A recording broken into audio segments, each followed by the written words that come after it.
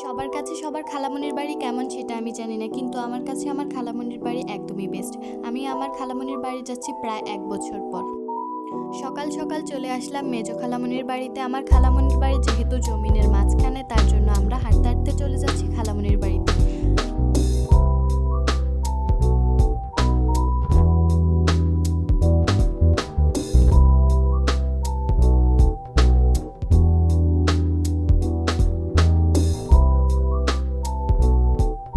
আসলে এই গ্রামীণ পরিবেশে থাকে আমার খালামণিরা। চারপাশের আবহাওয়া, প্রাকৃতিক দৃশ্য দেখতে দেখতে তাদের সময় চলে যায়। চারপাশটা দেখো কত সুন্দর, দেখলেই মনটা ভরে যায়, তাই না?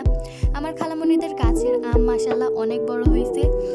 এদিকে তো আমার ভাইয়েরা আমাদের আগে এসে খেলাধুলা শুরু করে দিছে। তো ফাইনালি আমরা আমার খালামণির বাসায় চলে আসছি। আর কিছুক্ষণ পরে আমরা বের হয়ে গেছি জমিনের দিকে। ওখানে গিয়ে তো আমরা ভিডিও করা শুরু করে দিছি।